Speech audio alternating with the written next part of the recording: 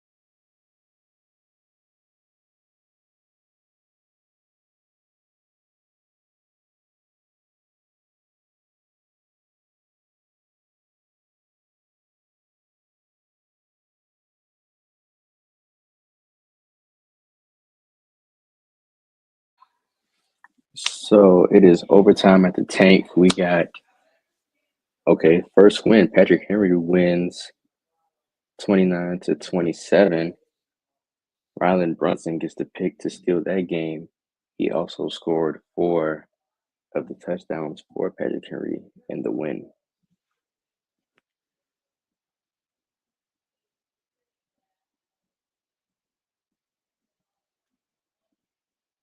Some other updates. Eric Robertsello's kick is good, tie game, which is what kick started things into overtime. Greenwood is up 48-8 against Buford. So that's the final for that game as well. It looks like Buford might be in good with their starting quarterback, Braden Smalls.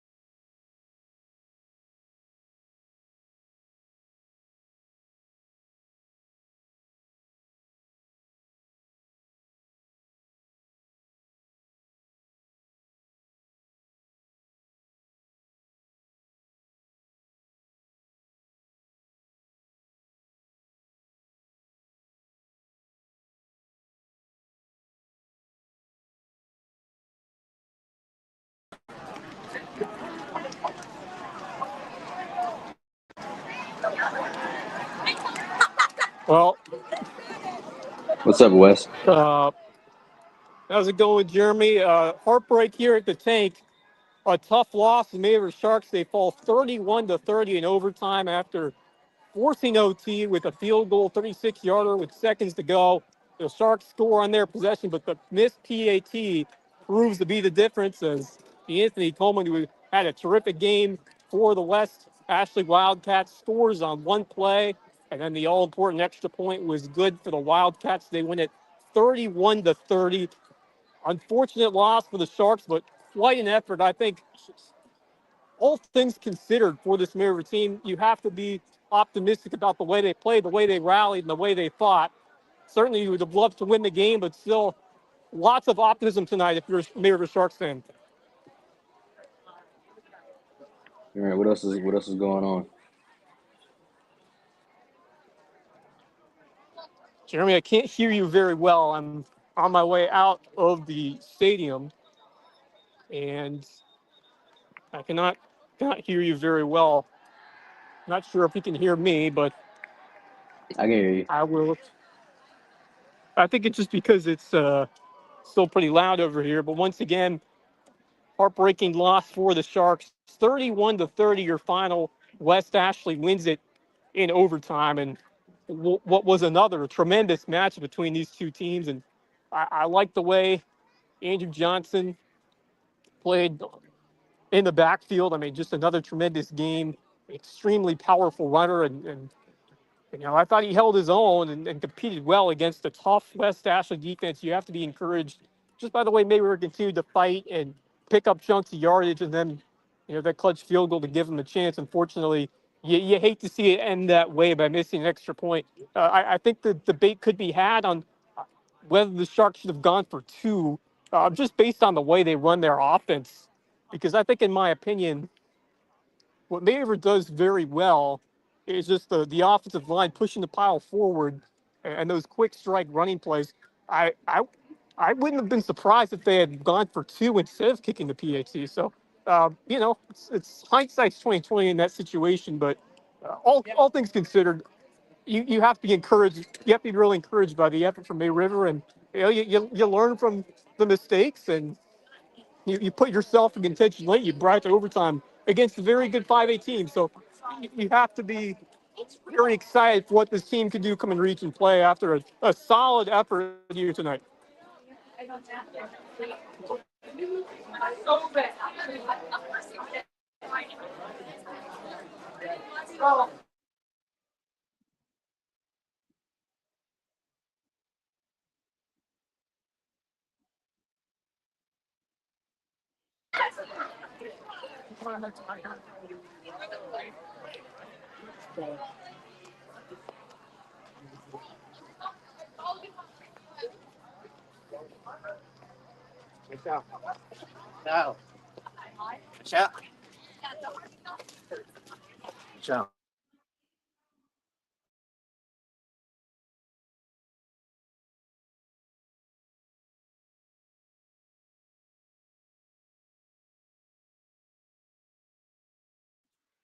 I personally did not watch any college. I'm sorry, not college. High school football tonight.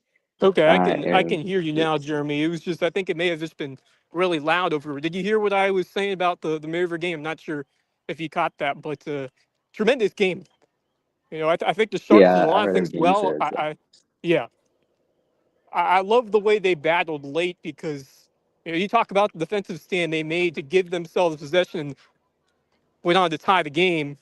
I like the way that defensive line played. Unfortunately, uh, I think West Ashley just had the best player in the field, Anthony Coleman, who had just a monster game, and it was fittingly that he scored the touchdown, which eventually ended the game after that PAT. But absolute beast, he had to run over 150 yards. He had at least one score in regulation. He also had a kickoff return for a touchdown, which ended up being huge to start the second half. So, you're not going to see a D'Anthony Coleman every week, but just see how they compete against a very good running back and a strong offensive line is really encouraging for a team that, got a really nice win to start the season and battled toe to toe with West Ashley, who I think is going to be a lot better this year, especially by the way Coleman was able to generate yards offensively. Both teams love to run the football. Neither team threw it a ton. That may have been one of the least passing games in terms of attempts that I've seen in high school football. But both teams love to run it. Both teams ran it well, and both defenses made some plays. It was a terrific game, and you have to come away with a lot of positives. If you're Richard Bonneville, you would love to be 2-0, but to go toe to toe and play a very strong team in West Ashley, who you just came up short and the PAT deciding the game, you have to be very excited. And I think the Shark team is going to be very competitive in this region as we move forward, especially just by the way they can grind you down offense when they get a lead and the defense is playing up to their standards. They are a tough team to come back from and beat. But give credit to West Ashley. They put on the road. This is their first game of the season. They're a new head coach, and they really showed a lot for the guys they had. And I think both teams have to come away from this game happy about how they played, even though May River, you end up on the wrong side. Have you heard anything else from any other games or anything? I will once I head back to my vehicle, I will check and see I'm the trying to other keep up with what scores I that we can on had. my No, phone right now. So. Carlton Prep had a pretty big lead over Thomas Hayden, which comes as a bit of a surprise. I think I picked Thomas Harris to win this game, and the Warhawks certainly laid an egg in their first match, but they did put up 66 the next one. So Carlton Prep must have learned a lot from that first game against JP2 because they were on one last week. It appears that they were on one again against Thomas Harris, though. For the Rebels, this is their first game. So I think for THH, the matter of just getting those jitters off and starting the season. And, this is really encouraging for Carlton Prep. If they're able to contain Tonya Banner, and of course, this is a huge region game with big time implications in the standings. So Carlton Prep looking good last I checked. Trying to, this parking lot is an absolute mess right now. Trying to get back to my vehicle as probably just hang out in the car for a bit. I was before the traffic clears out and try to round up some scores before I make my way back home. Yeah, I'm trying to keep up Jeremy on my Orr, phone, thank you see if for anybody says anything. picking up So the slack here because everybody else is out of the game. So we got to have one person at their headquarters and wrapping up this week one slate. As looked like James Allen was up big over Hilton Head last time I checked over there. So let's see what we got here. Pulling up our SportsU app. yeah, nobody said something as of recent. So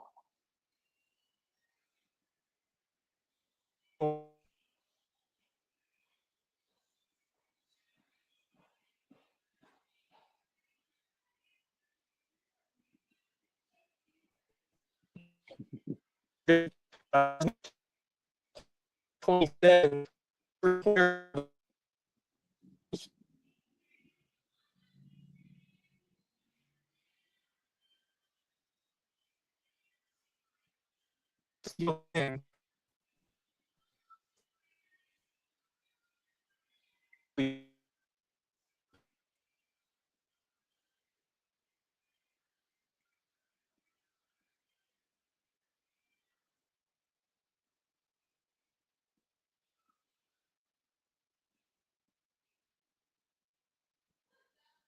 yeah, Wes is out. I'm trying to keep up with what I see. It's a lot going on, and this is my first time at the helm. So I'm trying to hold things down until we get more parties involved that y'all used to seeing every week.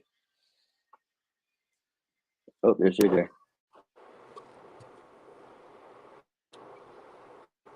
Hey, yeah, JJ, in the house, heading back from Seabrook. Just got to Civilization, where I could get a little cell signal out. Whale Branch taking over in the second half. Hardyville came out strong, had a 14-0 lead. Whale Branch answered back. Jermon Bowers with a touchdown run to make it 14-6 at halftime. And then Bowers again on the first possession of the second half to make it 14-12. Canes did answer. Kamari Brown, after two rushing and receiving touchdown in the first half. He had a kickoff return touchdown to put Hardyville back on top 20-12, but then with his third of the night to match Brown to tie it at 20 then Bowers again to put Whale Branch on top, and then they were able to tack on another one. Hardyville's starting to see some injuries mount up in the second half. Quarterback Emiliano Santiago went out injured on defense. Kamari was cramping up after his big night. So just looks like Warriors are going to win a war of attrition in Seabrook and just have a little bit more in the tank down the stretch. Yeah, I'm trying to keep up with the chat and see what's going on, but nobody said anything as of late.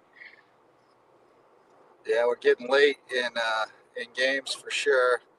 Some people may be shoving off for home. I know Max headed out after it got out of hand out in Ridgeland. Colleton Prep winning big out there. I know that, oh man, I just saw that May River takes the loss in overtime, 31-30, which is brutal. Yeah, I covered a couple of them, like 3 or 4. Tough loss there. Yeah, Patrick Henry with the 29-27 win. That was a wild one. So we've had some big games, some crazy games tonight. Buford taking it on the chin against Greenwood. That was kind of expected. But Jimmy Searson noting that they may have found their quarterback in Braden Smalls. So we noted last night that win or lose, Buford could come out of this a winner if they could find something on offense that they could take forward with them, and maybe they did in a lopsided loss. But speaking of Buford, saw their old head coach from back in the day, Mark Clifford, as well as their former offensive coordinator, Logan Powell, out at the game tonight, supporting Biff. Coach Gardner from Hardyville, first-year head coach. He was with the Buford Eagles for a long time on that staff. So cool to see the old ball coaches out supporting their pal. That's good to see. What else you talking about tonight? What else we got going on? How'd Bluffton turn out? It looks like from what I'm seeing in the chat, JP2 beat Battery Creek 19-14. Yeah, big win for JP2 there. 19-14 over Battery Creek. I actually picked that one last night, so I'm feeling like a champ right now. For that pick. Tried to check the old Twitter. Looks like Colleton County was down 14-0 at halftime. I don't know if we've seen the final on that one. Final score from Ridgeland, Colleton Prep 30-13 over Thomas Hayward. So a little bit of work to do for Thomas Hayward if they're going to be a contender in Skeezo 1A, but certainly not going to count them out just yet. Again, that big win for JP2 puts them at 2-1 on the season. Great start for them. They would have taken that 100 times out of 100 with the schedule they had. So that looks good for them. If you have any other scores, hit us in the chat. We're looking for scores from around the Lowco. I'm going to keep searching as I drive home from Whale Branch. Me and you both. I'm looking around to see what I can find. Not the safest thing to do, but that's what we do. Let's see what we got out there. If you want to hop in, you want to tell us about the game you were at, let us know. We'll get you that link, get you in here. Looking through the Buford Academy Instagram now to try to get a feel for how they did tonight. Nick Underwood had a early touchdown. They were up 13-0 early. They had a power delay at Merritt Field on Lady. But looks like the Eagles rolling over there in their home opener. 42-14 at halftime. So that one got away early, and the final 59-20. BA now 3-0. So great start for the Eagles. What other scores we missing, bud? Well, I did. The first thing I did was read the schedule out. So 10-4. let's see. Buford at Greenwood, Andrew Jackson at Bluffton, Colleton County at Woodland, Hilton Head at James Island, West Ashley at May River, Hampton County at Ellendale Fairfax, Hardyville at Whale Branch, Richmond at East Clarendon, Battery Creek at John Paul II, HHCA at Vestita Academy, St. John's Christian at Buford Academy, Clarendon Hall at Patrick Henry, and Colleton Prep at Thomas Hayward. Well, I don't have a final score from Allendale, but I have a halftime score, and we can deduce the result from that.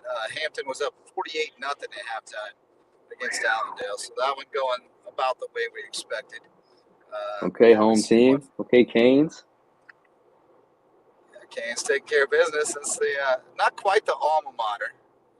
You didn't exactly graduate from Hampton County, but it's a shared. I just got out of there before they started the chaos. Right. Just in time. Let's see if we can get a Ridgeland East Clarendon score while I'm at this stoplight. We're doing work out here. We have people out in force tonight. Didn't hear from Sam Deaton. East Clarendon was up 23-0 in the second half. Not sure what the final was there, but it looks like Ridgeland will fall to 0-2. Which was expected. East Clarendon, a good squad. Let's see. See if I can get a score on the Bluffton game. I'm guessing the Bobcats. Yeah, I haven't heard anything about it. Yeah, Wes trying to get on, but he's having trouble with the service at the tank. It was awful at Whale Branch. I could barely get a group chat off to try to get a hold of you guys just with score updates. But let's see. Well, things are pretty steadfast at Sharkland.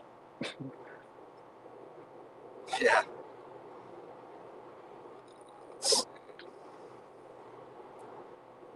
Here we go. Bluffton football. Up 51-21 in the fourth. Last report on Max Prep. So they've scored 100 in the first 2 weeks of the season. About what we expected out of that team. Didn't hear another score from Hilton Head, but let's see what I can find. Not another stoplight.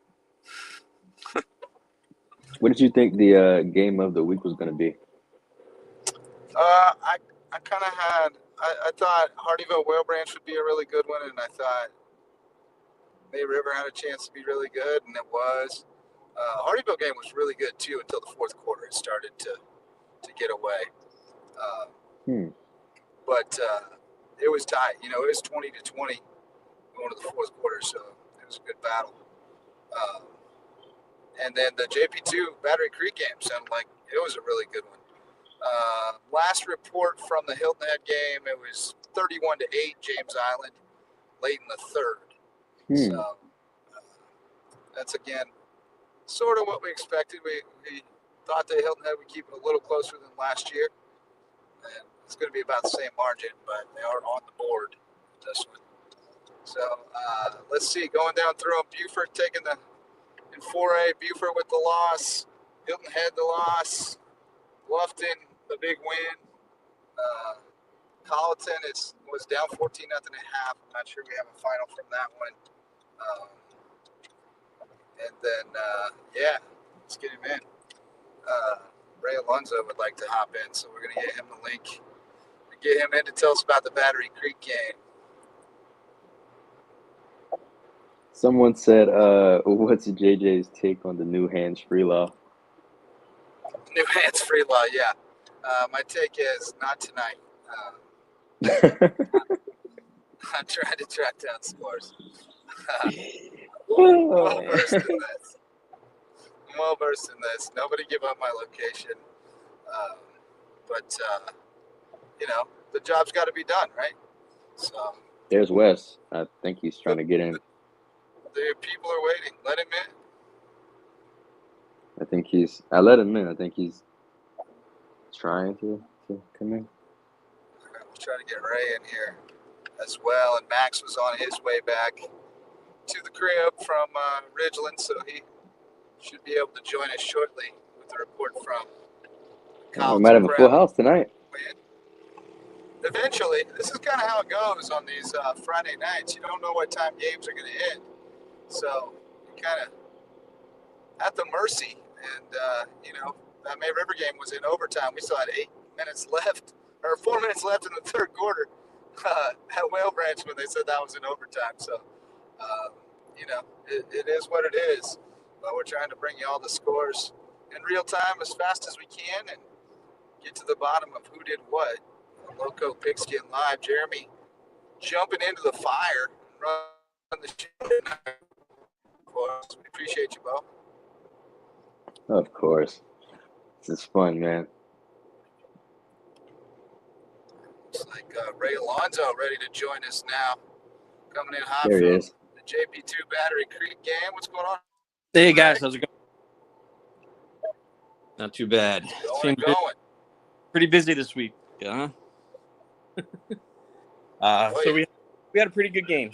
Second half was a good game. The first half was a little slow, but the second half made up for it. So the JP2 came out to start the game with a field goal, but they held the ball for probably over 8 minutes. But then the Battery Creek team held them when they got inside about the 10-yard line to a field goal.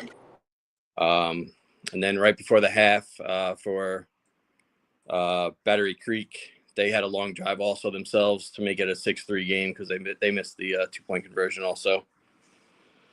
And then there was nothing going on in the third quarter. Both teams had a couple of little drives here and there. Nothing going on. But they each threw a pick. Nothing happened out of each of those. And then JP2 and Boyden had a nice little drive going for the touchdown. Make it 11-6. JP2. Battery Creek got the ball probably with it was right in the beginning of the fourth quarter, probably about 11 minutes left. They took it down for probably about a 6-minute drive. Made it 14-11. And then JP2 and Inabetti answered right back with a 75-yard sweep for the house for the touchdown and the 2-point conversion by Wolf. Made it 19-14. And then Battery Creek had the ball with about 5 minutes left, and they just kept, getting in their own way. They had a quarterback sweep. The kid took it to the house, but it got called back for holding. They ran another play, another sweep. That got called back for a holding. And then all of a sudden it was like 1st and 30, and they just couldn't muster anything else after that. And then JP2 just ran the clock out. That's a heck of a win for JP2. That's 2 big wins for them this year. That Okay. I'm not sure that we all thought they would get coming into the season. Colleton Prep, that's a huge win for them, and then to come back after that tough loss on the road and do it again tonight against the Battery Creek team is pretty impressive. So can't say enough about that coaching staff and what they've done to turn that thing around over there. Yeah, it looked really good in the second half. Like I said, that fourth. They were really. Hello. They were just taking the ball up the middle. Boyden was going left and right. Like Hello. Hey, it looks like Wes has jumped back in with this. What's going on, Wes? Hey, tell that golf cart to come down here. You there, Wes? I don't think Wes can hear us, boys. It's one of those spots at May River. Hello. Yeah. Oh, there We we go. hear you, Wes, Can't but do hear you you. hear us? We hear you. Give him the thumbs up. Tell him we hear him.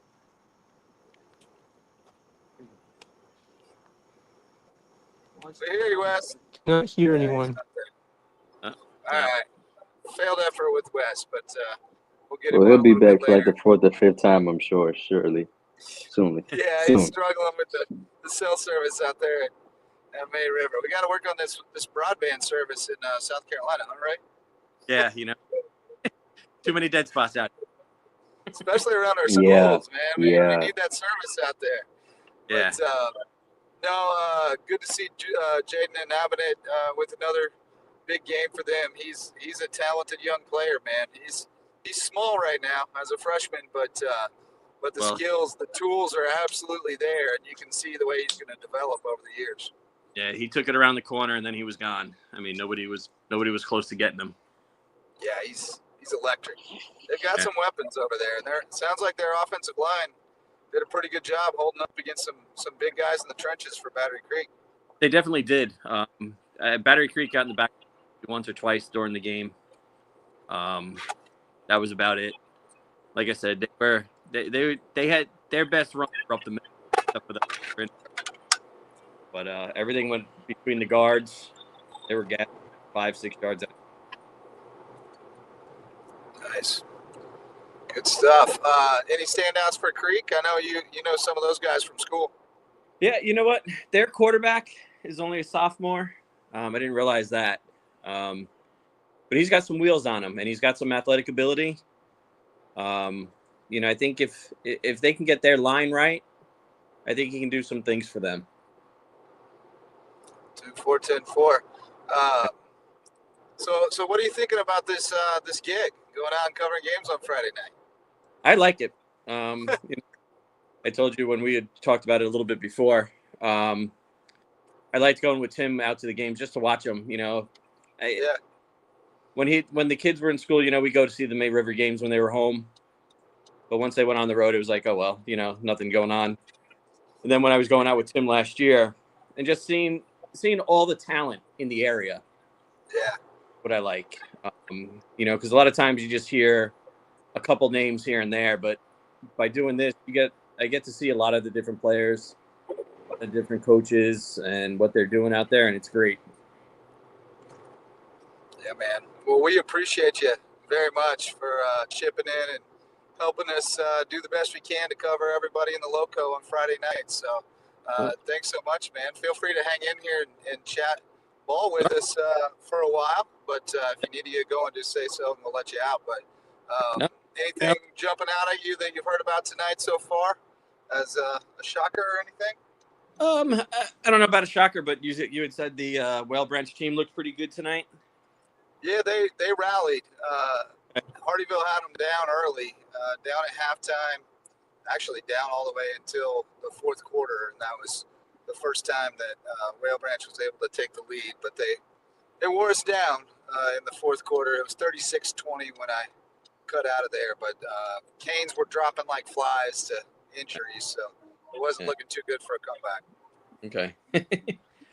Whale Branch showed some mettle tonight. The quarterback's legit. Jermon Bowers is, he's a game breaker, and he made some big plays tonight. He was running hard, got in the end zone 4 times before I left, and he's as he goes, they will go for in large part. But it's pretty good.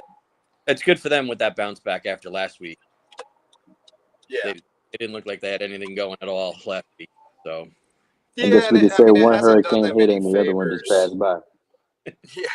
It doesn't do them any favors when they have to play Bluffton to open the season the last 2 years. That's a tough matchup for them coming out of the gates. And, but each year they bounce back with a win against Hardyville. So we'll see if they can make a run in the region. I think Hampton's looking awfully good at the top of that region, but I think kind of 2nd through 4th are kind of up there for the taking. So we'll see how Whale Branch comes out there.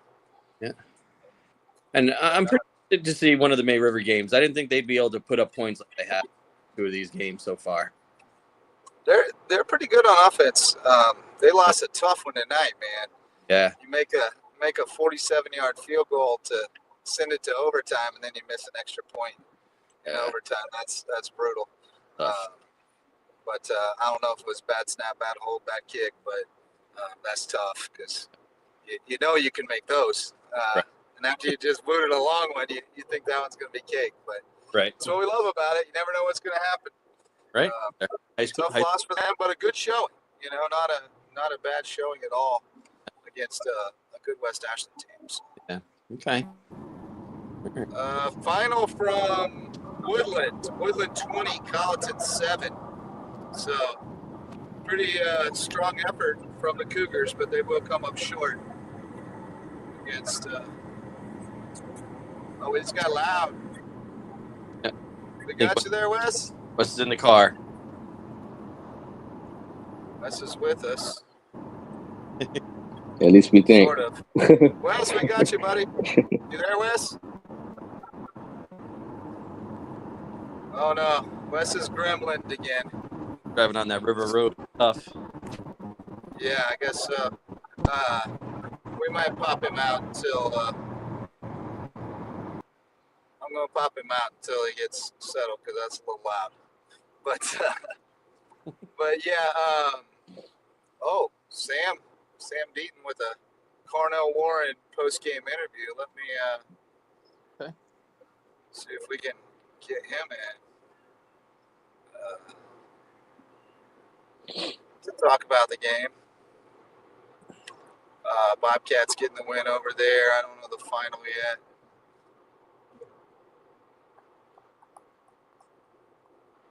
But trying to get Sam in here to talk to us.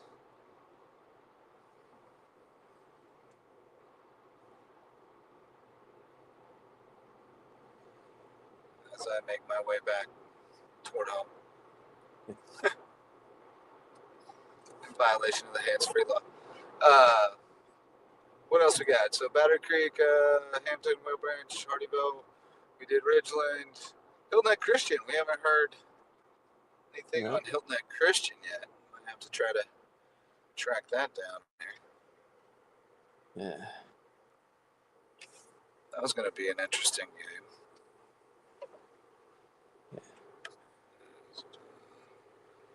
What'd you think of the atmosphere out at the JP2 game?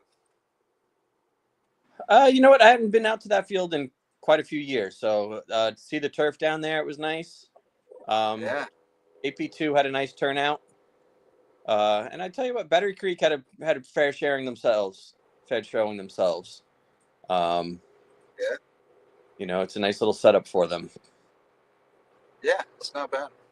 Nope, not bad at all. I know they're trying to get on campus, but it served them pretty well, and they've kind of made it their own, and they do some nice things on Friday night. So yeah, that's one of my favorite things about it is just getting out to different places and seeing different people, and about everywhere you go, you run into somebody you know from some walk of life, you know. Yep. Or somebody you know's kid is playing, and it always drives home to me how much sports ties our communities together. Not just the town you live in, but the communities around you. Yes. You know, you develop relationships with people over the years, and it really just provides that tight-knit community. And I love that. It does. Yep. Yeah. That's my favorite thing about it. Let's see. I haven't seen an HHCA score, but I'll be home shortly, and I'll pop out and back in and deliver Jeremy from having to do it alone. Let's see if we holding it down. Though we holding it down. Oh yeah, we got it. We got it on lock. We're just coasting through Friday night, trying to get all these scores. There you go, 53-28. Bethesda. Bethesda over Hamden. Hilton Head Oh, that's how you say Academy. that. Okay. Bethesda taking down Hilton Head Christian, which, woo, that is put everybody on notice that Bethesda looks pretty good. That's a 3-touchdown win right there. Wow. Yeah. Yikes. Huh. And a bit of an alert for, put Hilton Head Christian on alert because that's not one you expected to lose like that. So, oh man, that kind of alters the metric for me a little bit. We had BA winning, Carleton Prep winning, and Patrick Henry winning, and Skiza 1A. Only one of those a region game. That was Carleton Prep over Thomas Hayward, and we should have Max joining us pretty soon to give a report on that one. Surprised he hasn't jumped on in the car. Phone must have died or something. But he's usually on with us in the car for sure. But okay, James Island beat Hilton Head 31-8. 31-8 final. All right, yeah. It was 24-0 last year, so about the same margin of victory. But the Seahawks did get on the board this year. James Island's a top 10 team in 5A, so for me, they were on my ballot this week after beating Gray Collegiate pretty handily last week. So, putting things in perspective, I I don't think it's that says that much. I think Hilton Head still is who we think they are. In fact, the way they played James Island so tough last year was what made us believe in them. So I think they're going to be fine. And there's Wes. Hello, guys. Wes, Hello. Hey. what's up, buddy? Oh man, uh, that was a tough one to see May River drop. I mean, when it gets decided by a missed PAT like that, it just hurts because man, May River did so much to get back in that game. Great stop defensively to get that last possession, 36-yard field to tie it, and then man, I just love the way they move the ball. Terrific up tempo ground attack offense, and then the PAT no good, and then all West Ashley had to do was get their guy Coleman, who was just a beast all night long. He scored one play and then kicked the point after, and tough one for the Sharks because I thought they played very well and showed a lot of heart tonight. Yeah, that's like I said earlier, it's brutal to lose that way, but Yeah. I think Now, it's still a very promising showing yes, from May River. yes, absolutely. Especially by the way that defense locked down and forced a couple of big stops, and there are a couple times they really had an opportunity to extend that deficit by a couple scores, but just great effort defensively, and then they were able to move the ball well as it got late, and just great job at that offensive line, and a couple of guys. It wasn't just Johnson, but Mitchell was a big impactful runner as well, and you know. They didn't throw too many, but Johnson had a chance to catch one earlier that could have been a touchdown. But all in all, I think this Maryland team has to be really encouraged by how hard they fought against a tough 5A team. Now, the question I do have is this. You have all the momentum. After you score that first touch in overtime, you get the ball first. Do you go for two there instead of kicking it just because of how well you've seen that offense run the ball? Would you, I mean, I Yeah, know hindsight's 2020 in that situation, but even though you kicked and right. just made one, I wouldn't have been surprised if Bonneville went for two. Yeah, yeah. I mean, conventional wisdom is typically you kick it if you go first, right? But I feel you. Like, Right. The A, kicker already missed you one. feel like you can get it, I know they and made the B, next you one. feel like they might be able to get it too. Yeah. So like if you just kick it, they might go for two and Right. beat you. Right. So Yeah. yeah, I just I feel mean, like yeah, if you're hindsight's the definitely team 2020. coming from behind and the underdog, you go for two. Like if you're the favorite and Right, you're trying to hold on, you right. go for one. Yeah, I kind of feel you there. I'm sure that's Yeah. one of those things that Bonneville will wish he had done differently, but you can't. Like you Right. did it how you did it. Yeah. But yeah, it's probably one that he'll lose sleep over. Like because football coaches lose sleep over that kind of stuff. Right. Should I have done something different? But man, that's a heck of a showing from them. Yeah. I just Yeah. arrived home, boys, so I'm gonna pop out and I'll be back in a few. All right. Uh, Jeremy, have you caught up on some other scores? I heard that Buford Yeah, lost last one that we and got news on was James Island beating Hilton Head 31-8.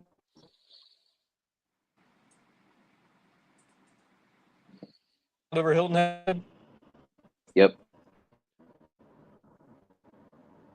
Okay. Yeah, not too surprising. It's a very good James Island team, and going on the road to play in that environment is really tough. So, I mean, expected results would have loved it close, but James Island kind of got on them early, and that's always tough when that happens. But a very solid 5A opponent, and that was one where you're expecting to learn a lot from. So, you get back at it next week. I'm not sure who they play. I know they play Hardyville coming up soon, but I'm not sure if it's next week or they play somebody else. So I'll have to check the schedule on that one. But did Carleton Prep beat Hayward? Did that game go final?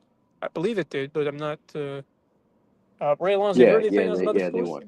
Okay. Yeah, they So Carleton Prep yep. with quite a turnaround their last two games, and now they get a huge region win. And I think right now, it's still early, but I think it could be Carleton Prep and BA for the region championship, right? I'm not saying Thomas Hayward's out of it by any means, but now you definitely have to run the table the rest of the way.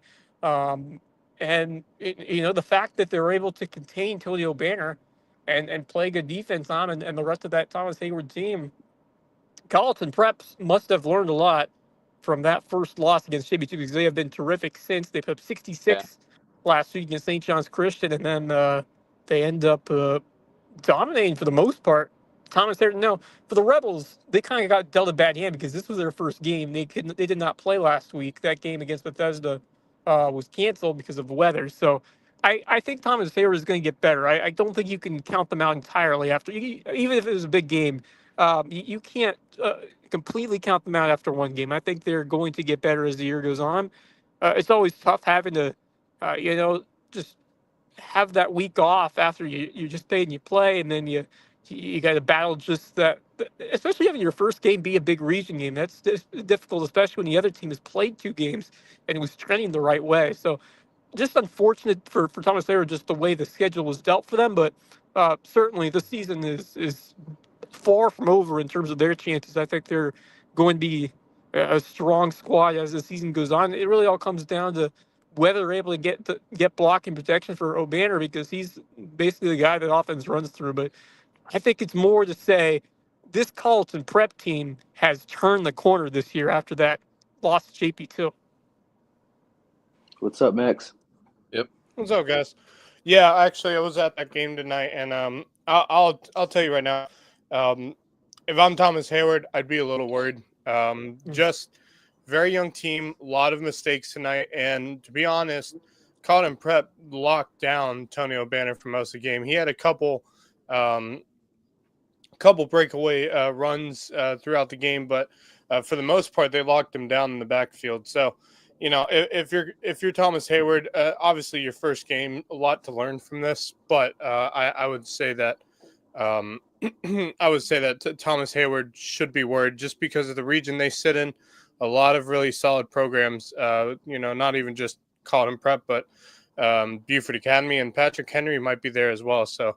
I think in terms of Carlton Prep, yeah, I think they've definitely turned a corner. They've taken that game 2 weeks ago from JP2 and thrown it out the window and have gone back to work. And, they definitely did that tonight.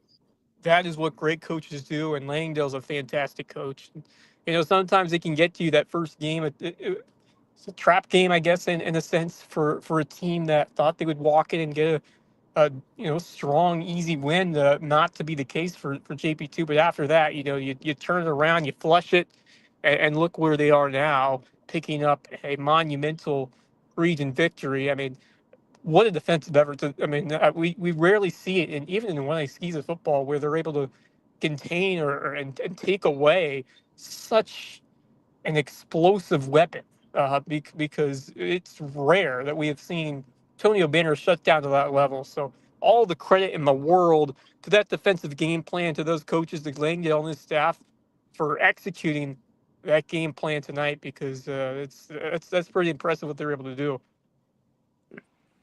Yeah, and I think I think the other thing with Carlton Prep is I think that win last Friday against St. John's, that was kind of that get your frustrations out from what happened the week before, but I don't think it was just that. Now looking at that game against Thomas Hayward tonight, I think if you look at it, I think this Carlton Prep team is serious. They are the business, and I really do believe that. I think Thomas Hayward's got a lot to work on. Obviously, it's their first game. They weren't able to play against Bethesda, and from what I'm hearing, I actually talked with Jay from Jay's Barbershop tonight. He was at the game over at Thomas Hayward, and I was talking with him, and he was like, I think I'm glad that we didn't play against Bethesda because I just think this team wouldn't have been ready for a game against Bethesda, especially with what Bethesda was bringing back from last year's team. So they go into tonight's game, and I just, mistakes were the biggest issue for Thomas Hayward tonight. Penalties left, right, and center for them, whether it was false starts, for face masks, just not playing like the solid, Thomas Hayward team that we usually see. Obviously a younger team this year, we've talked about that before. And I just think if you if you look at Thomas Hayward, if they can't, figure things out, they're going to be, I think they're going to have some serious issues this year. Yeah, I mean, like you said I'm earlier, not the entirely region is pressing just tough.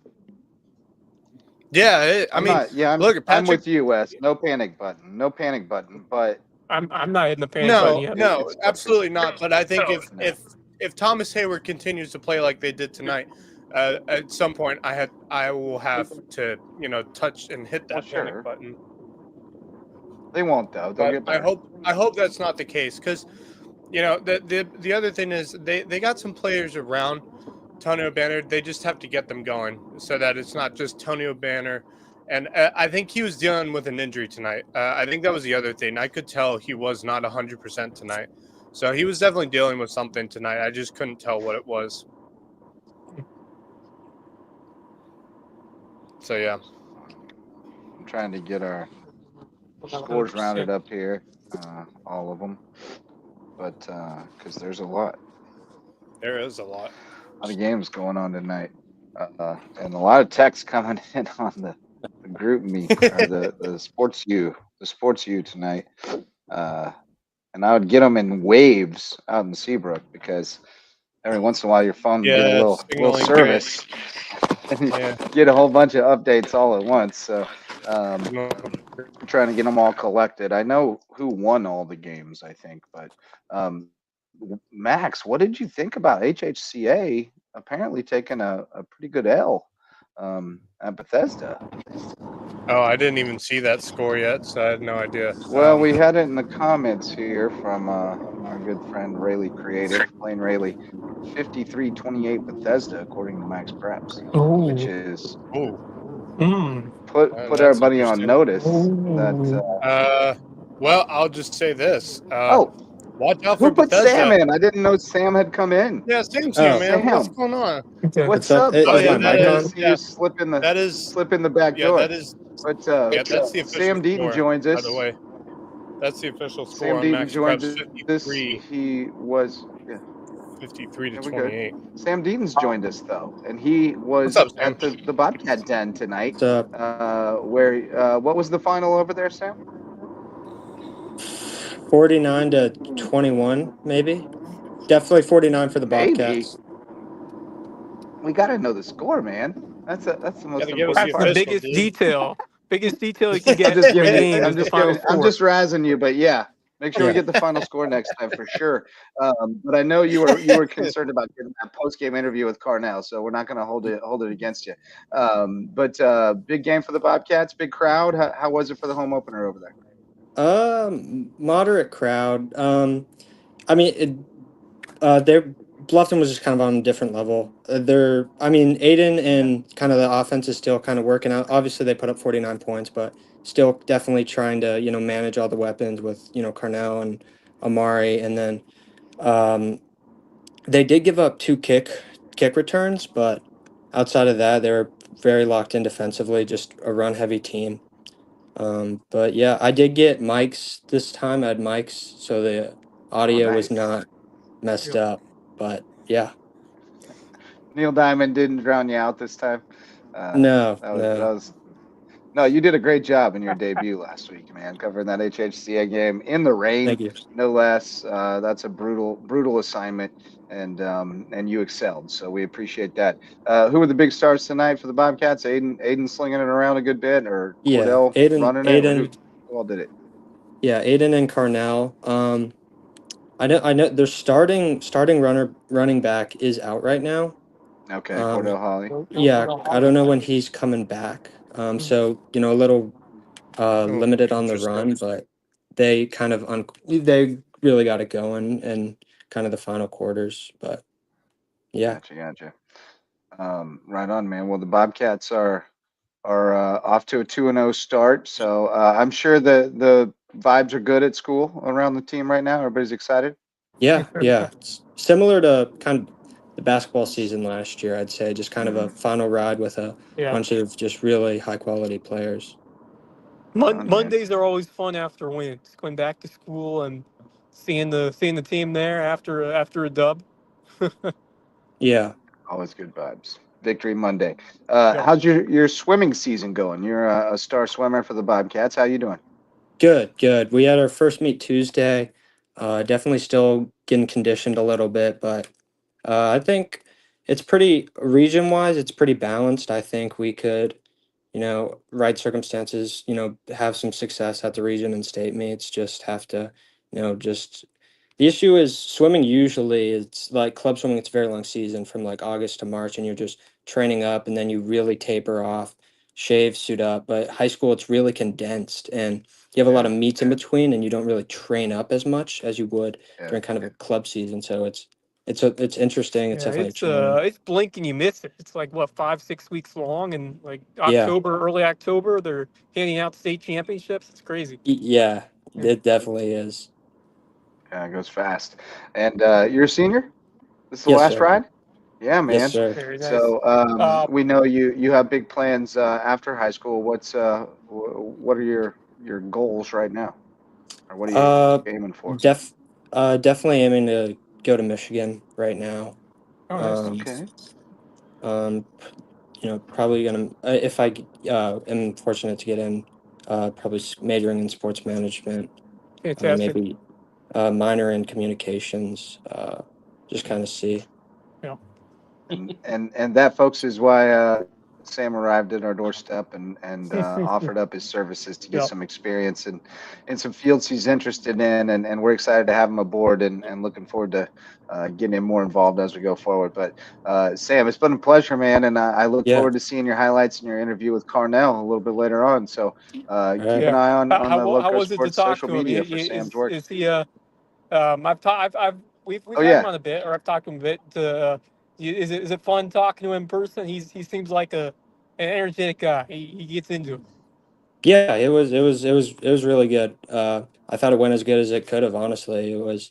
Yeah, I thought I definitely kind of make some questions before, and then just kind of how the game goes. yeah, sure. Uh, I Right, I and kind of that's have what a you do. You kind of yeah. a template, and then you Hmm. kind of follow up and think of other ideas. That's exactly how it's Hmm. done. Yep. Have a Yep. Yeah, plan, but always don't be afraid to change it. yeah, Yeah. but yeah, he did really well. Good. Yeah, he's a pro. He's been in front of the camera enough. He's not going to freeze up on you. So Hmm. good choice, grabbing Carnell. He have a big game tonight. Yep. Yeah, he had How many a big touchdowns? like, huh? Wait, sorry. I mean, if you know, do you know like how many touchdowns he scored tonight? He had one touchdown, one 2-point conversion, and a couple other like 20 yarders. All right, very nice. Nice. All right. Yeah, they got so many weapons. It's Hmm. Yeah. you never know who's gonna Right. their As number's a gonna game. come up from one night to the next. Hmm. But Yeah. all right, man. Who you looking forward to covering next week? You got your eye on a game yet? Not yet. I'll have to look. Bobcats are at home again, so Yeah, I Right. figure you might want to check them out.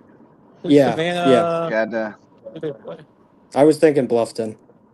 they got Yeah. Savannah Country Day at home, Savannah so Country Day. should be Yeah, a that's good what I one. thought. I Yeah, think did we? yeah, it should I be a good remember one. that being a tough game for them last year. Or Yeah, did did They they? They I think lost. lost they that might one have Yeah, last lost. year. Yeah, they lost that Yeah. game. they That lost should in be the a good. rain. That should be a good game. Hmm. Yeah, that should be an interesting Yeah, game. The return I game at think so. home. I think Hmm. Bluffton will have a better chance in this one, but Yeah. should be interesting. Yeah, definitely. Because Agreed, like the agreed. game I went to tonight was pretty much almost the same as the one I went to last week, just with like with HHCA versus Battery Creek, just going against just a purely run offense and then a high powered, Yeah, gunslinger QB. yeah, yeah. True story. Yeah. Um, and the gunslingers won both of those They did those both battles. So Yeah. 13s. Yeah. don't bring a Yeah. knife to a gunfight.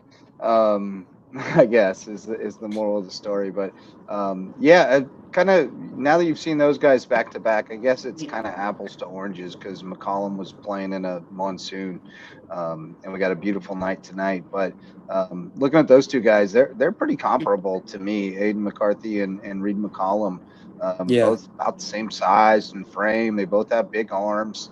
They both make all the throws. I don't know that. I don't know who I'd pick if I was picking one of Hmm. them to start my team. They're both pretty good. What are your thoughts? I'd say Maybe Reed, just because he's a little more physical. Aiden reminds me a lot of Yeah. just with comparing them to these high school defenses, how they look against them. He reminds me a lot of Hmm. Justin Herbert, and then Yeah. Reed, Yeah, it's a good. almost Yeah, Josh, good He's almost a little Josh more Allen. Josh Allen. Yeah, Yeah, he's a little more yeah, Josh Josh Allen. Allen. He's a little yeah. It's a thicker good. through It's the a good call there. chest. He's a hmm linebacker. Yeah, I Yeah, feel Yeah. there. Aiden does run Yeah, a that's lot though. probably they both can run, and they both. I mean, hmm it's splitting hairs. Like Yeah, It is I really think you're splitting probably here. right. Yeah. It's maybe Reed by a little bit on physicality. But Yeah. man, it's a really narrow margin. They're As, both really yeah. fun to watch, and then the Ranajeski kid at Hilton Head is really good too, yeah, and he's still yeah, young. We've got some really, and Alan Wolf's come along at JP2. Got some quarterback talent in the area yeah. right now, and May River's it's still fun kind to of. I watch. mean, this. Yeah, the Sharks kind of need a little bit more development at that position. Although that's been that way since I mean, they've had some decent guys. Douglas was great when he was there. Yeah, Macy was solid, but they just yeah, haven't had that explosiveness like they had with Ahmad Green. But yeah. Andrew Johnson He and was others have electric. taken up the slack. But I do think Yeah. the Well, and offense. I think they kind of looked down the pipe too and saw Yeah, that they weren't going to have that like generational quarterback for a little while, so they kind of built the plan around that. So right. they've Yeah, minimized the importance of the quarterback in right. the offense, Yeah. because You're it's letting a your big yeah, guys up front, open up holes, and just grind 3 4 yards at a time, yeah, and try to get those big chunks. And I thought they did that well at times, and that's how they got back into the game. So I yeah, like the way the offense is run. It's just when you're going up against some of those stronger teams where you have to be a little right, bit more unpredictable, that's where yeah, you have to just develop a bit more. And they did. They took a shot and it should have connected, but the catch was not made by Johnson. And so, oh I mean, dang, I like when they throw the ball at times, especially when you're running it. You right, that could be effective against quality teams. So I like the play calling yeah, there, and like the way the offense executed for a good part of this game.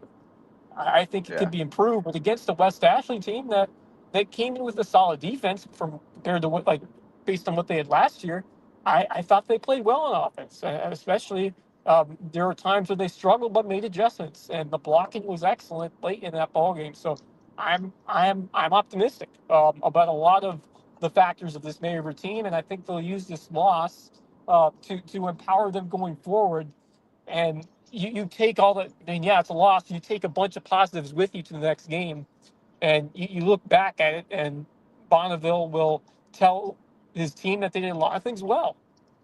yeah, And, oh yeah, losses like that can help you just, you know, yeah, further further yourself in terms of motivation, but also saying that we were right there at the 518. West Ashley's a pretty solid team. I know they beat them last year, and you expect a close game, but hanging with them with a favorite team that was a different Shark squad, lost a couple of guys, but still found a way to come back in this game. It really bodes well for them, and I think hmm it's hard to compare because you've played like Bluffton's played different opponents in the Sharks. I think Bluffton hasn't really been tested yet, so right now. I would probably still put Bluffton ahead, but May River's not too far below. I don't think Hilton Head's not. I mean, Hilton Head certainly got tested. I don't think they're too far below them. So, it's a lot of jockeying early in the season, and you try your best to kind of position who everyone is compared to like based on what you saw, and that can be challenging. And really, you throw it out the window because you want to be at your best come October, and that's the fun of it. That's the exciting part of it because these teams, these teams aren't stagnant. They improve, hopefully improve, and find ways to get better as this go along, and that's the fun of it. And these teams can right. evolve. Like you look at Bryce Lybrand's teams, he does it That's the every year. beauty of it. Yeah. These teams, Yeah. yeah, yeah, Yeah, no, that is Yeah. you're right. That is what makes it yeah, special is when you watch a team come together, like and right, become bigger than the sum of its parts. And yeah, that's when the special stuff happens. And it doesn't always happen. That's what makes it special. If it always yeah, happened, it wouldn't be so special. But when you have a coach who's like, man, this group is just different. that's real. Yeah. And so we'll see who can harness that this year. I mean, that's these early Yeah. season games. We say it all the time. Like, this game doesn't really mean anything. I mean, it No. means something, Well, of course, look, but it only means now, something in so much as it's a piece of now I will the say, puzzle. 4A, there is a computer RPI factor now, which takes it up wins and Right. Oh, yeah, losses of good all the point. games. That's So, true. That's true. Good point.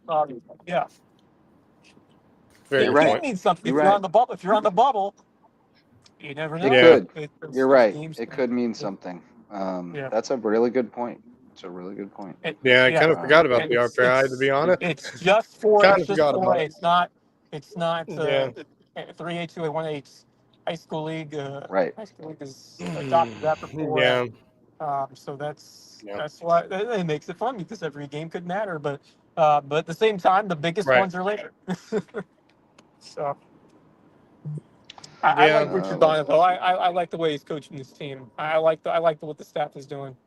I'm still a believer in what he has done to help continue to grow this program. I like the process and journey that they are on right now in terms of getting better. Yeah, I do Yeah. too. Yep. Wes, I don't know if you've even heard all the scores yet. I've almost Yeah. got them all tracked down here. Just two finals, not even that many. Let's see here. 30, 13. So now I'm just missing one final, and I think I'll be able to track that down in pretty quick time. But we got Greenwood 48-8 over Beaufort. But Jimmy Searson, I said last night, if Beaufort can just find something that makes sense on offense, Yeah. that might be enough to be a moral victory in this game. Jimmy said he thought they found their starting quarterback tonight. Mhm. Um, Oh, and that's good. I don't want to say the kid's name wrong, but yeah, he said 48-8, but I think Buford found their starting QB in Braden Smalls.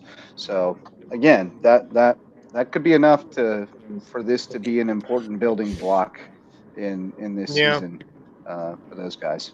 Um, let's see That's a here. tough I'm road about to trip, get us though. That is a a tough ticker road trip. going. I put too much on Jeremy tonight without any No, training. no. Yeah. I was Yeah. throwing him No, man. in the fire tonight. There we go. 49-21 the final. Sam or Ray, did you need to go to bed or anything? We can let you go if you need to. Yeah, is it okay if I head out? Yeah, Yeah, absolutely, dude. brother. Yeah. We Yeah. appreciate you. Great job, and I look forward to seeing your content. And we'll talk this weekend. Yeah. Thanks for having me on. Good night, All guys. right, thanks, Sam. Take Hi, care. man. I gave Sam some trouble at the start, but I hope he understands that was just fun. And Yeah. just like when you come back. When I was in college and I came back and I didn't have a piece of information that I should have had, I got razzed about it. And if you buried your lead, you got told you buried your lead. Tough Yep. love. It's just like playing sports. But we're just fun. And he did confirm that final score was 49-21, and we got them scrolling across your screen now. So if you missed scores earlier, Greenwood 48-8 over Buford, as we mentioned. Bluffton 49-21 over Andrew Jackson.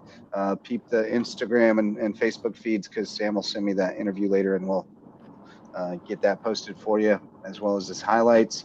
Woodland 21-7 over Colleton County. That's an encouraging result for me for Colleton, that they turned Yeah, around and agreed. played a really tough game defensively. Still trying to find some things on offense, but all is not lost, It I was don't only think. That game was only For what, Colleton, 14-0 at halftime, if 14-0 at I half. remember. Yeah, Yeah, that's not and then they bad. played I them mean, even in the second half. yeah, give Colleton County credit, man. That's a good way to, that's a good game to play, especially after what they went through on Monday to Hampton County. Yeah, I hope they can keep the boys motivated with that to keep fighting. So 'cause their schedule Yeah, is tough, man. It's tough. yeah, it But is not they're easy. gonna No, have a winnable game or two in there. So I hope they can keep fighting and get one. James Island 31-8 over Hilton Head. About the same margin as last year, but the Seahawks it's got not on the bad. board. Yeah, as I said earlier, I don't think it tells us anything we didn't know about Hilton Head. I think they Correct. still are, what we thought they were, and And I think May River is as well. I got that score transposed. They lost 31-30 in overtime, so I'll get that corrected. What a game. Yeah, brutal way to go. Big kick to take the lead or to get into overtime, and then Still though, miss the 2 short one. years. But 2 years of either winning or making it close with the West Ashley program. So that's more than 2. It's like 4 years yeah. that they've had Yeah, Donnie good point. Brooks with them. So Yeah. they're right there with a good 5A program. Hampton 57-0 over Allendale. Don't have any Yep. Kind of stats saw yet, that one but coming. we'll track those Yeah. down. Whale Branch pulls away for the 40-20 win over Hardyville. Again, Canes led 14-6 at halftime. They were up. Injuries, man. They were up until it went to 20-20, and then Whale Branch kind Injuries. of took over. Their big boys up front won the day in the second half, and Bowers had a big game. But yeah, Canes injuries are part of it, and they just don't have the depth behind some of those guys right now. I And it was think. all the wrong I mean, guys going down. we saw that.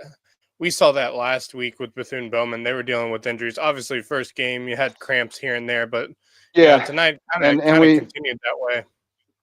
it was a lot of cramping tonight again. Kamari Brown had 3 touchdowns, but then he was cramping up a lot of the second half, and every time he tried to go back in there, it would pop on him again. And Emiliano Santiago took a shot on defense and banged his knee, and he was out of the game. So, it was a tough second half, but I remain really encouraged about Hardyville's same. team this year. 100%. Yeah, they're tough, and I agree. I think more depth is coming as we get the physicals figured out. Obviously, this was definitely a much closer game than the last time these two teams and faced. A year ago, last season. I agree with you. I'm very encouraged with how this Hardyville team can compete. If they can stay healthy for an entire game, I think that could have been a different game, to be honest. Yeah, and Whale Branch showed me something. Whale Branch showed me something tonight. Those boys are tough. They're not going to give in. They're going to be one of those teams that is better at the end than they are now. And they really dug deep tonight. As long as Bowers stays healthy. If he gets hurt, if he gets hurt, then there could be issues. Yeah, they'll have some issues. All bets are off. But yeah.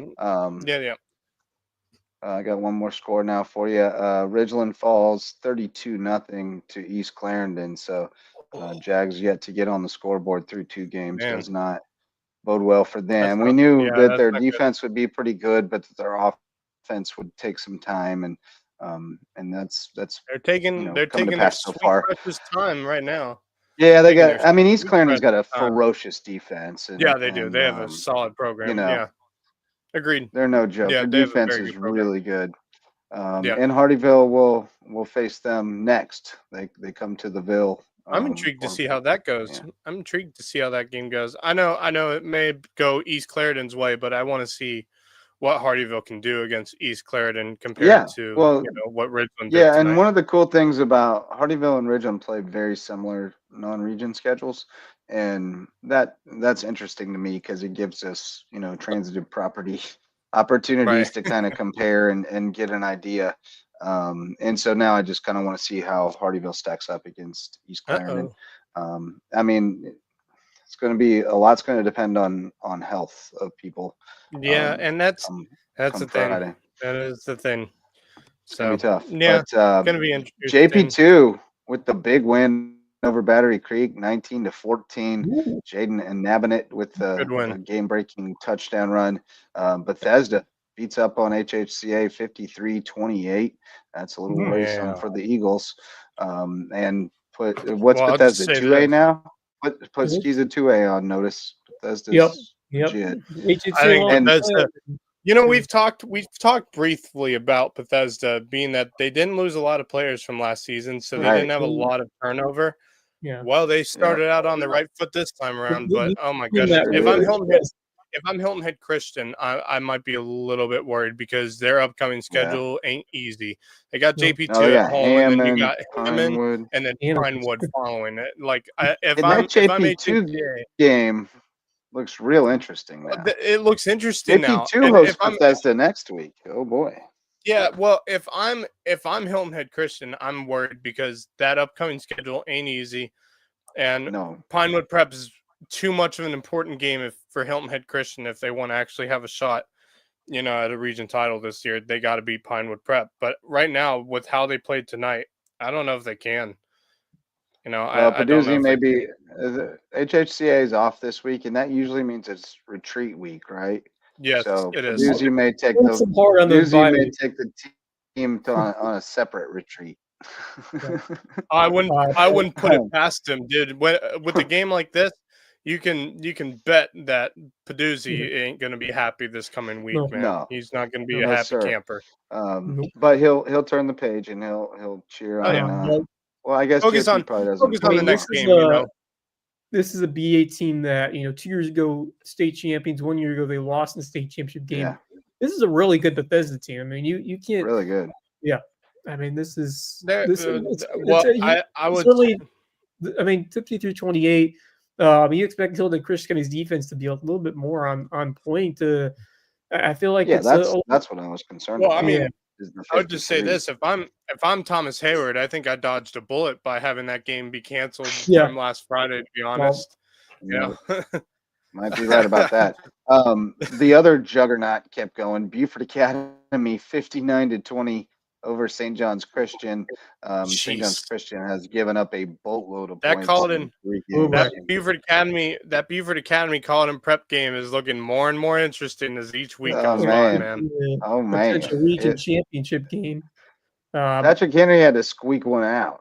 29-27 over Clarendon. Yeah, I'm a little worried about that one.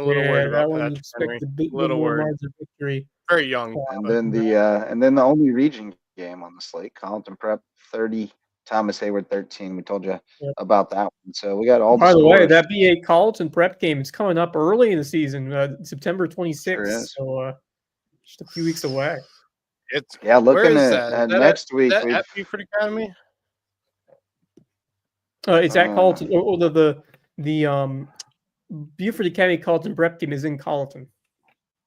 Yeah. Oh, it's in Carleton. Ooh. Yes. Okay. Very that interesting. Is that night is going to be wild, man. September. Oh yeah, 26th, no, I know. You got Bluffton at Hilton Head. You got Whale Branch at Battery Creek. You got Hampton County going to Christchurch, which is awesome. Oh, that's going to be Georgetown great. Comes to May River. Hardyville at Ridgeland, and it's the Jags homecoming.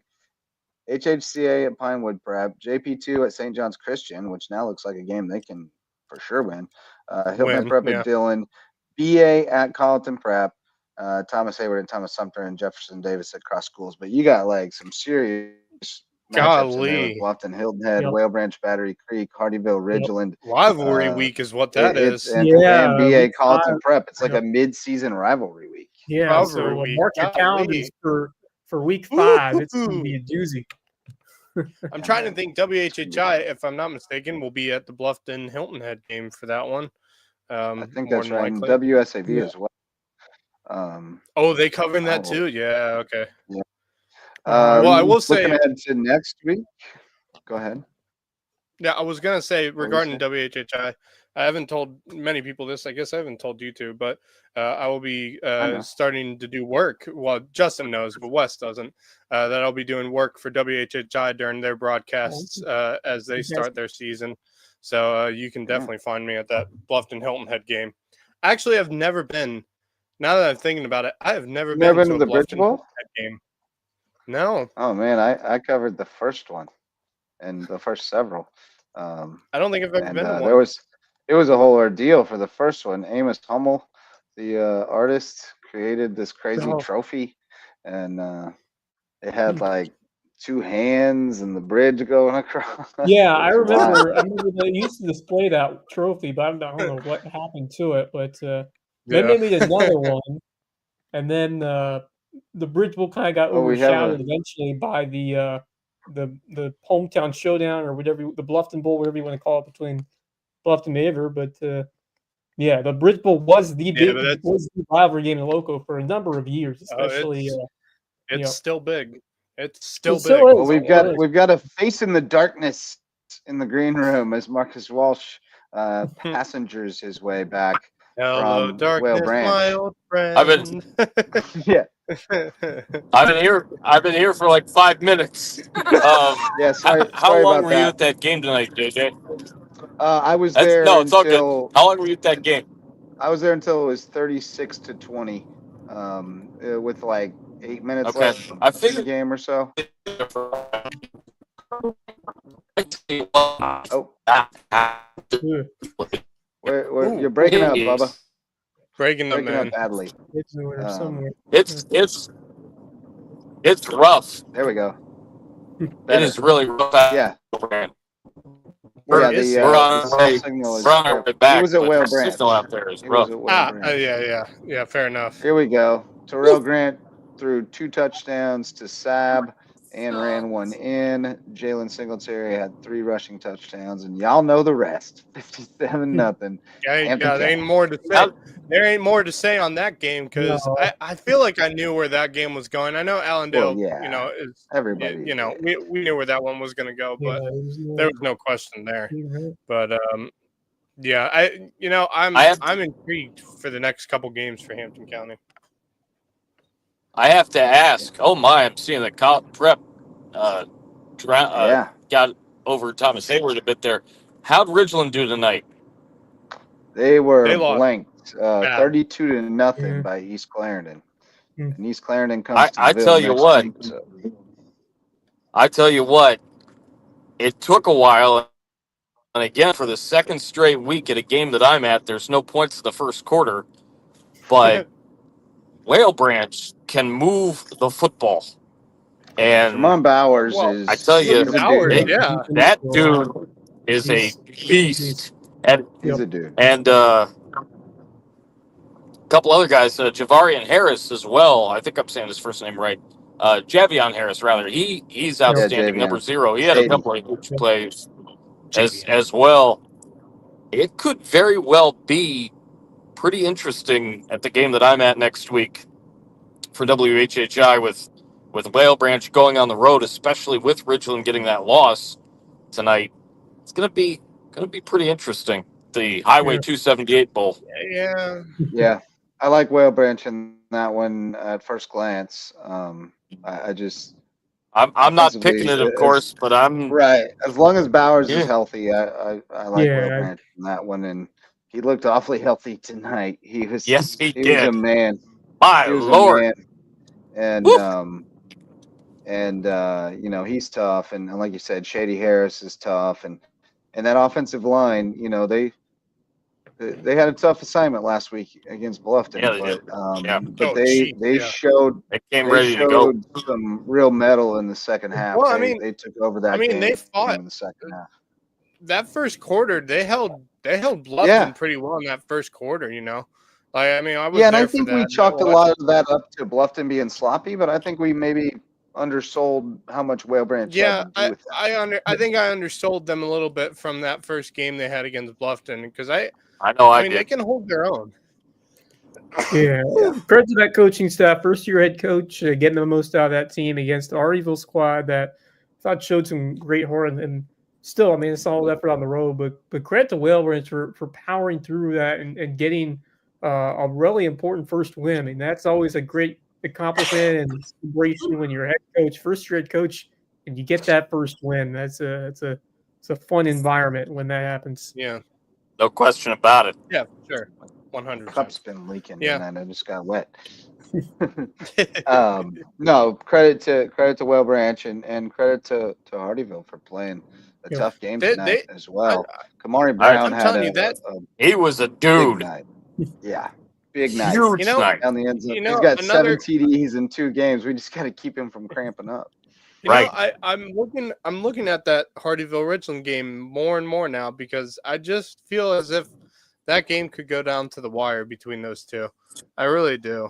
Especially if Richland can't figure out their offense, it's going to be a battle. Because I think Hardyville's offense is deadly when they're healthy. They are very dangerous when healthy.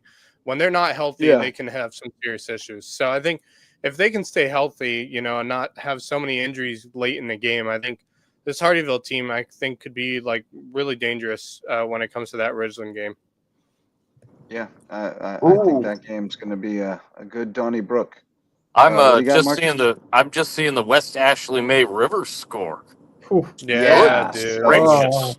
Tough Wes loss. was Yeah, there for man. that heartbreaker. They hit a 47-yard Golly. field A goal to force 36, overtime. 36-yard field Oh, goal to tie it, 36? seconds to Oh, okay. go. And then they score like 3 plays, PAT, no good. I mean, just crushing when you lose like that. And then West Ashley able to get 7 to win it. But like I said at the top of the show, a lot of positive, encouraging signs from A River despite the Oh, close yeah. defeat. I love the way they battled this game. They have some dudes that will fight tooth and nail on both sides of the ball. I Yeah. think that Richard Bonneville's doing an excellent job with what he has at that program right now. They are going to compete in this region, no doubt about that. And get right back up there on the road and see if you can rebound against Lake City next week.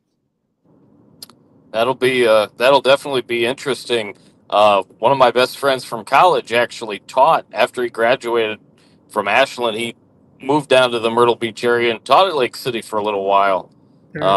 Little funny side note there, and that seems to be like a rivalry within Yeah. a rivalry a little bit between Lake City and May River as well. Is Yeah, well, this a lot of these West teams that Ashley played matchup last Well, too? year. that's Lake City is Ashley Powell's hometown and alma mater. Oh, okay. So it is a friendly rivalry for sure, but Sure. there is a lot of love between the two schools. They're Powell's still friends with all the guys who coach up there, and those guys all crossed paths when they were at wherever they were before Westwood. So yeah, it's a good friendly rivalry between May River and Lake City, but it'll be all good, all good, all good. Yeah, Um, I think that'll be yeah, interesting. I like the so way they running schedule through the these games scores. early in the Okay. Yeah, I like the way that Bonneville and this Yeah. team scheduled. They got some winnable games throughout the stretch, and I expect this one to be very tight as well. I mean, this is a team that started off last year red hot, but a couple of close games. Lake City they beat pretty handily last year, 41-6. So see if they Yeah. can Yeah, rebound that's and right. do. Yep. Yeah, I think they'll bounce right back. But all right, boys, we're an hour and a half in, so I guess we can run through the scores one last time, and then take a look at next week's slate and call it a night. We'll reconvene Monday night to check out the highlights and talk more about all of it after we have some more stats and all that stuff. But Greenwood 48, Beaufort 8. Eagles fall to 0-2. Bluffton 49-21 over Andrew Jackson. The Bobcats are 2-0. Woodland beats Colleton County 21-7. Cougars are 0-2. Hilton Head drops to 1-1 with a 31-8 loss to James Island. West Ashley, as we mentioned, 31-30 over May River in overtime. The Sharks are also at 1-1. Hampton County's 2-0 after a 57-0 win over Allendale Fairfax. Whale Branch gets to 1-1 and drops Hardyville to 1-1 with a 40-20 victory in Seabrook. East Clarendon 32-0 over Ridgeland. Jags are 0-2. JP2's 2-1 after a 19-14 win over Battery Creek, which drops to 0-2. Bethesda Academy puts up 53 to beat Hilton Head Christian Academy 53-28. Eagles are 1-2. Beaufort Academy 3-0 after a 59-20 win over St. John's Christian. Patrick Henry 29-27 over Clarendon Hall. The Pats are 1-1, and then Colleton Prep goes to 2-1 with a 30-13 win over Thomas Hayward, which is 0-1. Looking ahead to next week, we got a busy Friday night slate once again. Philip Simmons at Beaufort, Savannah Country Day at Bluffton, Lower Richland at Colleton County. Hilton Head travels to Aiken, May River at Lake City, Keenan at Battery Creek, Silver Bluff at Hampton County, Whale Branch at Ridgeland. That's where you'll be, Marcus, for That's WHHI's WHHI game of the week. season opener. 278 bowl. East Clarendon at Hardyville, Bethesda Academy at JP2, Hilton Head Prep at Dorchester Academy, BA at Patrick Henry in a region game, Orangeburg Prep coming to Thomas Hayward, Andrew Jackson and at Colleton Prep for another region game, and then Cathedral Academy at Cross School. So going to be another busy Friday night next week. Looking forward to that. All right, fellas. Let me do some shout outs for sponsors because I wasn't here for the top. But appreciate Mickelson Law Firm, our presenting sponsor, our all-star sponsor, our original sponsor, been with us since the beginning, and your folks over there, WHHI TV, Marcus Walsh, our newest all-star sponsor. Look for our name, our stuff all over their stuff this year, and vice versa as we continue to build our partnership and deepen it. Looking forward to that. Thanks to Hudson Seafood House on the docks. It's a great place to go get some seafood cocktails and check out the sunset tomorrow afternoon on Hilton Head Island or any old time. Presenting sponsor of Under the Bus coming back on Tuesday, and also to Jay's Barbershop and Reverence Wrestling Club. We thank you, and we'd love to have more sponsors. We'd love to hear from you. info@locosports.com. Let's do parting thoughts from the evening. What's your takeaways from the night? Marcus Walsh, what do you got? Well, I'm going to start off with the fact that Whale Branch is better than I thought they were. Obviously, I forgot about Bowers. His ability to run the football is something special. He was absolutely terrific for sure. There was one touchdown that was scored by somebody else, and I Shady Harris had the last one. But okay. did they get two safeties? Yeah, that I mentioned. I mentioned that. Couple of there was a whole bunch of weird stuff happening. 2-point conversions in the second half. There was a whole lot of stoppage with crampage and whatnot. It was just really, the second half especially was just kind of drug on for a while. Harris was great. Bowers was great. Good effort, certainly from Hardyville and what they were able to do. Brown is a man among boys on that team, in my opinion, for sure. I can't wait to see them in a couple of weeks against Hilton Head. It's going to be a fun first couple of weeks to get our season going, but great to be out back at Seabrook at Whale Branch, and the team is definitely better than I thought they were. Yep, good stuff. Wes, takeaways from week one? Yeah, I mean, I'm still in shock and so impressed by what Carleton Prep did to shut down a guy like Tony O'Banner, and just what they did after the week one defeat to JP2.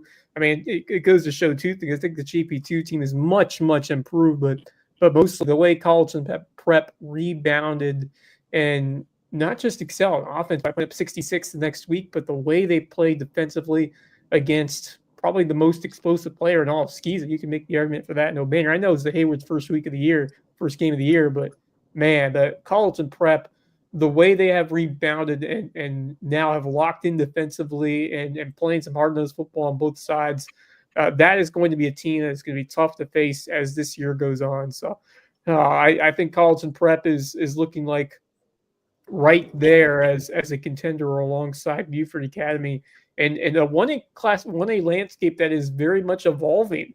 Now, I'm not going to count Thomas Hayward out yet. I still think they are going to be a big player and a big factor in things. I think Patrick Henry still has a lot of work to do on their end of things, but right now it looks like Colleton County and BA are large and in charge in terms of that region, and it could very well come down to that matchup. But I love just the response and buy-in from that Colleton Prep team to go into Thomas Hayward and clearly play as the better team in that matchup, and in a game where I thought it would be a lot closer, and I thought Thomas Hayward was going to find a way to use that weapon and O'Banner early and often, but not the case. So terrific performance. I love the way Carleton Prep coaches. You know, it was I did not expect that JP2 lost, but man, they certainly have made up for it in what they have done very recently for that program. So big credit to the Warhawks tonight and really the last 2 weeks. Yeah. And go ahead. Yeah, go ahead. What were you saying, Wes? Basically, I on that topic, I don't know if you realize this, but JP2 has eclipsed last year's win total already. They just won one game last year, and now they have 2 wins. Congratulations to the Golden Warriors. Yeah, Yeah, saying that's right. AP2, they've beaten their win total from last year. Yeah, and they've still got that one on the schedule, and they've got St. They've John's got more Christian coming on the too. schedule. Yeah. There's more wins there, and that's where I was going to go. But Max, what's your takeaway tonight? I mean, my two takeaways is, first of all, yeah, I agree with Wes. Being at that game tonight between Colin Prep and Thomas Hayward, Colin Prep, that offense was a well-oiled machine tonight, especially with Kel Owens at the helm. I mean, he is a fantastic quarterback, can do everything really. For a guy his size, man, he can throw the football well, he can run the football well, he can do it all, man, and he's a really special player. And he ran that offense with precision tonight.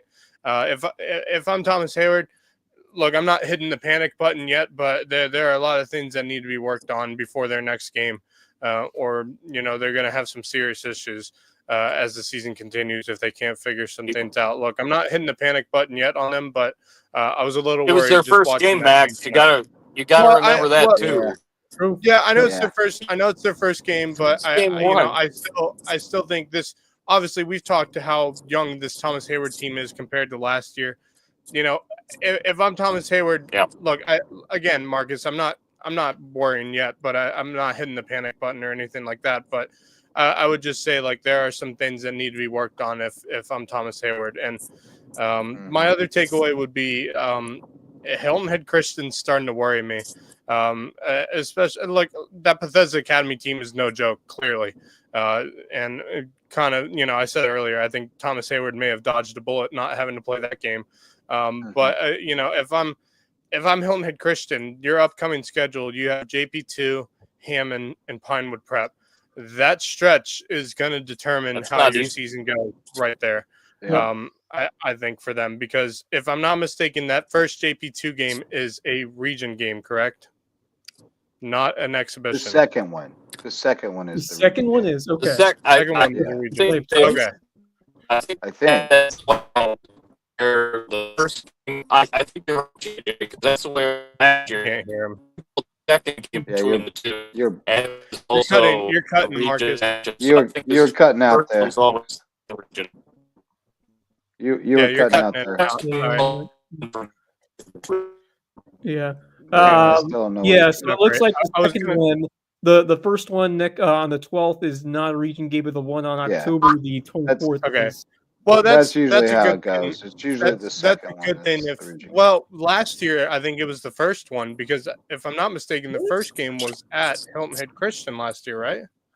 Well, the region game's at JP2. I could be wrong. The region game is at JP2, so I would assume last year the region game was at HHCA. I'm trying to. Yeah, I can't remember. Anyway, but I think obviously that first game against JP2 sees where HHCA sits as a program, because I'm very confused by it right now, because obviously good win against a Battery Creek team, but obviously that Battery Creek team's a little bit down this year. I mean, I think they're going to have a little bit of a struggle this year as a program. But then you go into Bethesda Academy, and I was not expecting that score tonight. I'm a bit confused going into next week's game against JP2. If I'm Hilton Head Christian, well, not next week. It'll be 2 weeks from now, because they're off next week. So, look, I think if I'm Hilton Head Christian, I'm not worried. Like, I'm not, again, not hitting the panic button, but I'm a bit confused as to where this Hilton Head Christian Academy team stands as they go into their next 3 games. Yeah, it's just a lot of points that they've given up.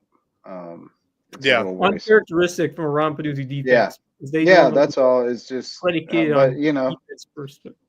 You keep moving the pieces around until the puzzle makes sense. I mean, they're always high passing offense, but they're the junkyard dog defense, or at least that was the initial branding of Peduzzi's defense. So it is surprising to see them giving up the points they are early on. But we may look back and Bethesda how many might times go did we say 13-0. The game after the bye, they always show up for. Yeah, they do. Oh yeah, it's a good point. Yeah. It's a good point, but Yeah, look, I think I'm not hitting the panic. They'll be a better team the next time they play. I promise you that. Better team. Knowing Peduzzi, as long as I have, they'll always be better that next week. But But it definitely I'm like reframes them in Pinewood a little bit. Like you're like, ooh, if they can't stop some of these other teams, I don't think they're going to stop Pinewood either. Well, I So will say they just Pinewood may have to played. win some shootouts. I will say I checked. Pinewood was actually playing Hammond tonight, and Pinewood was only down 14-9 to Hammond in the third quarter. If that is a clear sign of what that game's going to be between Hilton Head Christian and Pinewood, I'm a bit worried. A little bit worried. Fair enough. Hammond 20, Pinewood 16 is your final. 29-16? 2016, Hammond. 20 to 16. Yeah. Oh, wow. Yep. Yeah. Wow. That game. Well, my takeaways, I still think Bluffton and Hampton are very good, but I still don't. God, that game's going to be fun. I still don't think we know how good because they haven't really played anyone who's made them the best yet. But I still think I think they're still our two best teams in the area. That's going to be fun. That game's going to be so much fun to pay attention to. And then man. My other takeaway, JP2, man. JP2, I can't say enough about the job those guys are doing. Amazing. There's no way that I thought they'd be 2-1. I did not think they'd be 2-1 going into this. I would have projected 0-3. But I picked them last night because they showed me something in that opener, and I'm impressed with the way they came back and played tonight after that tough L. Those young kids are tough. They got some mettle to them. So those HHCA JP2 games look more interesting than they have been. And that's a good thing. When our rivalry games are competitive, that's always good. So I'll give you one more. I'll give you one more real quick that I have my eye on next week and beyond. I'm not sure who they have next week, but with the fact that Hilton Head Prep hasn't had really a full game yet, they're kind of in the same elk as Thomas Hayward, where we're not really sure what we're going to see with them. They were projected to have a really good year, comparatively speaking, after the 3 wins last year in that matchup, or in that season first for Doug McFadden. We'll see how Hilton Head Prep fares, but they need to find a way to play a full game first and foremost and turn it around, because they're off to a bit of a struggling start. And they've got a tough one next week with Dorchester Academy. So it doesn't get any easier for them. They go to Dorchester, and then they have Bethesda at home, and then they go to Augusta Christian. Man. Dude, that is rough. Rough. Yeah. That's rough. So, who they got? Wait, who did you say they had after Bethesda? Augusta Christian. And then they go to Dillon Christian. And then they have PD at home, and then JP2 at home. St. John's Christian. Oh, they got PD at home? Oh. Yeah. And then HHCA to end the season. So God, if they needed to get a win, it probably should have been that St. Andrews game, to be honest. If they wanted to win, it should have been that St. Andrews game. St. John's Christian is a game. St. John's should be an interesting one. They need to win that, and Dillon's a game that they need to. They won that game. Did they win that game last year against Dillon? Yeah. Yeah, they did. Okay. I think so. If they didn't, they played them real close. I want to say that sounds right. I think that was one of their.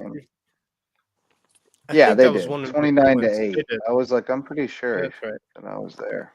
Yeah. By the way, before we wrap up, I have a parting thought that I just was I just saw. I'm trying to make sure. Yes.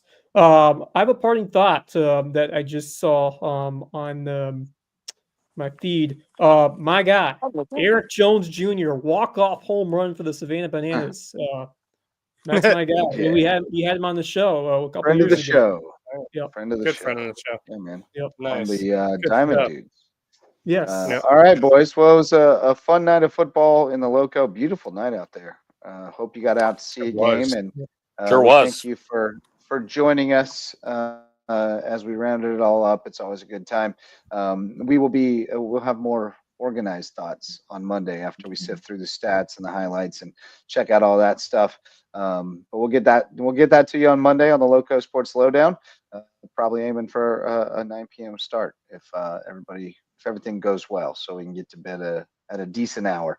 But never an option to get to bed at a decent hour on Friday nights in the fall, boys. We gotta stay No up way. until all the scores are in and everybody knows. So I thank you for helping, and we thank everybody who was a part of it tonight. Thanks to Ray Alonso, Sam Deaton for jumping in with their reports from their games, and everybody who was out covering games for Team Lowco tonight. We appreciate you, Jimmy Searson, Jeffrey Strickland, all of our friends. We love you. Our boy We Jeremy. appreciate Don't you. We forget can't Jeremy, wait to do it man. again next week. And Jeremy, of course, had to pinch hit and go studio host. Future Scott Hansen of the Loco. Yes. We threw him into the fire tonight. And he We'll give him a crushed little it. more He did marching great. orders. He did He did great. well. I mean, Yeah, just did throwing him great. in first time. absolutely. He was beating himself up, but he did great. Completely, I that'd be a will. nervous I mean, wreck. That was- I think he's still Oh, he's a trying to rock figure out star. how to use. and not He's just still trying that, to he figure had out to how to use navigate. their. I'll tell you what, Yeah, I was struggling to get my signal up, and I was like in and out, yeah, and dude. then I was but he struggling. handled it well. Jeremy, Because I was, poor Jeremy was by himself when he started the show. So I think he's still trying to Flying figure out how to solo. use our streaming. Yep. He's still trying to figure out how to use our streaming platform. And I was like, I'm trying to get home as quickly as I can. I could not get to service fast enough to try to help him. It was like Dude, he was I was panicking, and I was struggling like, I'm to. trying to I get feel the like we service. were all. Sometimes it can get kind of iffy in terms of the signal up Mid River, and I was like, I was trying to. Well, run I out. think we were all at a place where the signal isn't great. Yeah. Thomas Hayward doesn't have great signal. Whale Branch It was definitely a doesn't have perfect great storm. signal. Yeah, It was a perfect storm Really for was. that. We'll But try. nonetheless, Yeah. rain, sleet, or snow, cell we'll signal be or here. not, we get the job done. We'll let you know what happened on Loco Friday nights. But thanks again to all of our sponsors, especially our all-star sponsors, Mickelson Law Firm and WHHI TV. Check out their game of the week next week. Their season opener got Ridgeland against Whale Branch. So looking forward to that, and looking forward to Monday night, rounding it up again, checking out the highlights, checking out the whatever else we got to check out, and we'll see if we can't get one of these football stars to be our guest as well. So thanks again to everybody. Marcus Walsh, Wes Kerr, Max Araj, appreciate you boys. Friday nights are so much fun with you guys, and look forward to the next one. And to you who showed up to listen or watch, you're the best. We'll see you next time. Until then, go Loco.